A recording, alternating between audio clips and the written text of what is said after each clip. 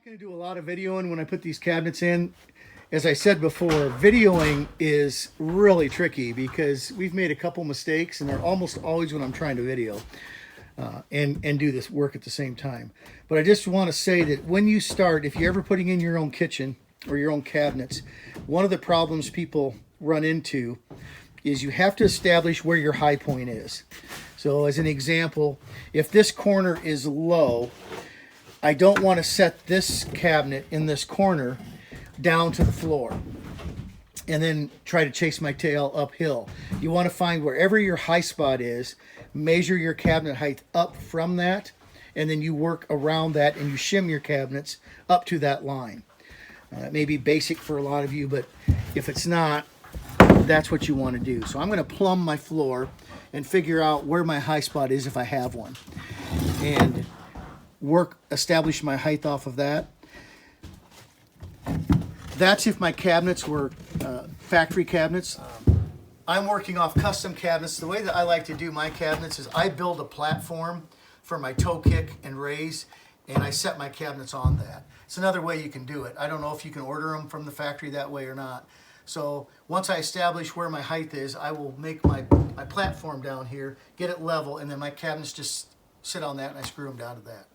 So I spent the last, I don't know, a little bit of time getting my platform or my deck set, and I was pretty lucky. My floor stayed almost perfectly flat, so it was a relatively easy job. I just made sure it was plumb front to back and side to side, and now all we do is we set our cabinets on top of that deck. That becomes our toe kick.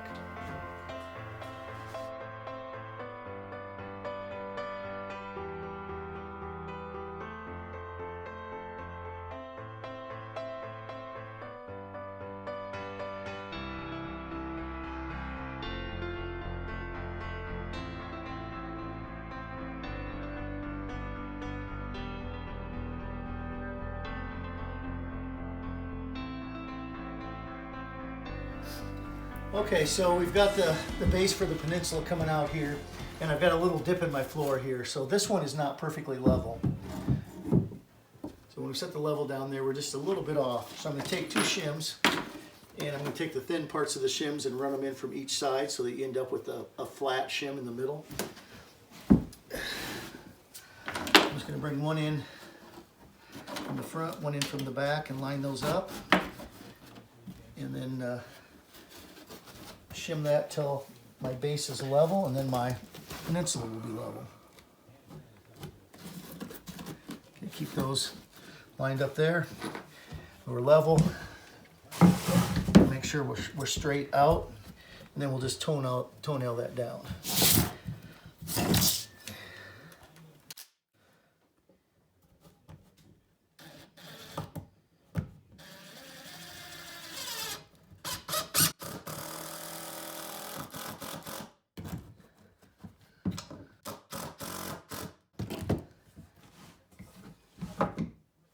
Okay. All right, here's where we're at. As we've said, if you're ever building off-grid, logistics is huge, or it's a big factor. So we're trying to get our flooring from our trailer, and if we look level and then up to the cabin in, we've stored our flooring here. So I'm not going to video any more of this, but that's what we're going to be working on for the next while, is getting that into the cabin. A lot of our effort is spent on that kind of thing.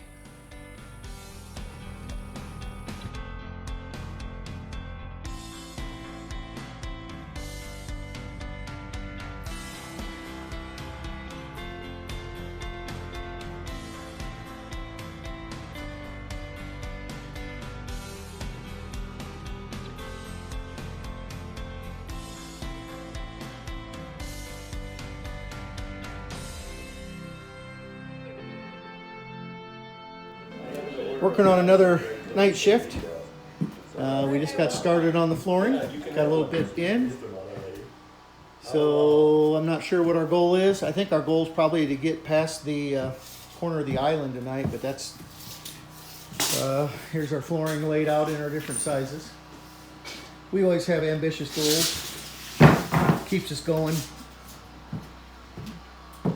That's how we get pushed through and get a lot done in the summer. We don't have much time here every summer, so our system is I'm laying the flooring. MJ's cutting it and setting it up. We've got our different sizes of the flooring. Neither one of us wants to decide what the next number is, so I say a number, he figures it out, and we get started on our floor, and we've got different random widths. This is that rough sawn effect that we were showing in one of the videos before, where I was working in the shop at home. That's kind of what our flooring's looking like when we're getting her laid here. Okay, we got a pretty good start on the flooring last night. Up to the edge of the peninsula. And this is probably the only really kind of tricky area, so I thought I'd just explain this, and then there'll probably just be a couple of pictures of the flooring. Just laying flooring's not that exciting to watch. So we established our straight line off of the back wall here, and we're up to the edge of the peninsula, and we have to try to line this up as it comes around here. So these two pieces need to I guess line up. So what I did is I came out past the peninsula, established that straight line across the floor here, right there, over to the edge of the cabinet, and then pulled a line back off of that, back to the edge of the cabinet here. You always pull off of your line. You don't go off of the cabinet, because there's a good chance that everything's not perfectly plumb to each other. And then we'll bring this piece of section out. I've just screwed down a little scrap, so I know this is where I'm going to try to end, to line up with that, and then bring everything parallel across, and then continue on this direction and flow into the utility room and behind here. MJ asked me, how do you know which side to start on? And that's why I started on this side of the house, or the cabin, is when we pull this across this way, then we can keep all of that flow going into those other rooms. It'd be harder to pull out of here, pull out of here, pull out of that room, and match. Hope that makes sense.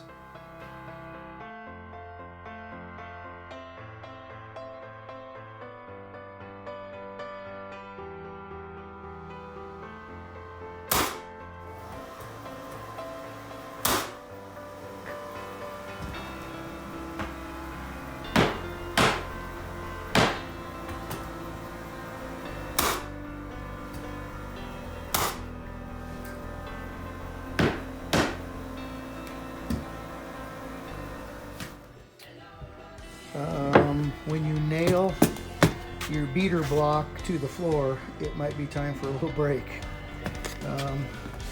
Making some progress. There's our connection here into the bathroom. Oh, we're about halfway through the cabin.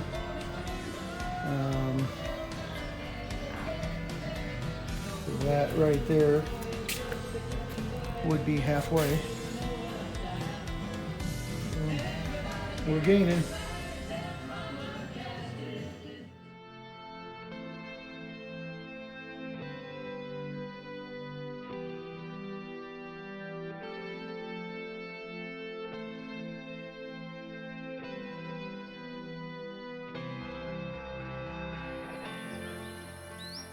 It's another nice morning here at the cabin.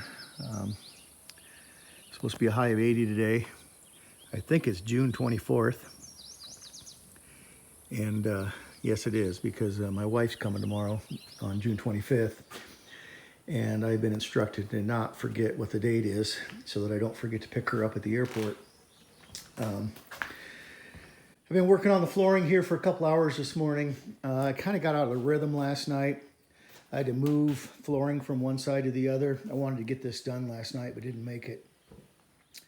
We're getting close here, and I was just going to show a little finishing concept here. I don't care that these floors are perfectly tight in the seams, but it's good to get them close. And sometimes when you get over close to the edge, it's hard to get that seam tight. So all I'm doing is taking a little board here and screwing it down to the floor, trying to hit one of the floor joists if I can, and then driving the wedge in one side, and then I'm coming back with the wedge on the other side. And you can see I've got a little gap there. So if I drive that wedge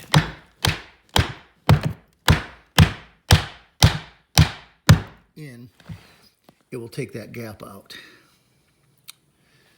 So if you're laying hardwood floor and you get into the corner, you're not sure, you can also put a board in here if it's close enough and pry and wedge it back, or a Wonder Bar in along the edge and pry it. But when you're far enough away, this A-frame, these walls come up, so I can't get my nailer in here. I can't get a swing on it. So that's what I'm doing. I like to use a piece of the flooring that has the groove in it, so that when you put your wedge down on your flooring, you're riding that tongue and groove together, and you're getting a lot more contact. If you just drive a wedge in on your tongue, sometimes you can smash that tongue, so that gives it a little bit more control, a little bit more surface area.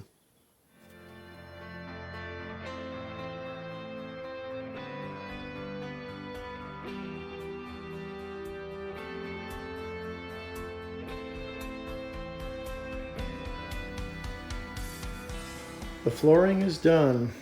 Well, the flooring is laid. I still have to finish it. But we'll do a quick video here just to show you the finished flooring. It took a little longer than I was anticipating. This flooring was a little bit tricky to lay because of the width of some of those boards. 6 3/4 is the widest boards I used, and the length. And even though I planed and jointed and straightened those, they were kind of tricky to get laid. You couldn't just beat them into place like you can some of the thinner material. But I like the look of that wide and narrow stuff mixed. That was kind of the idea. Around here,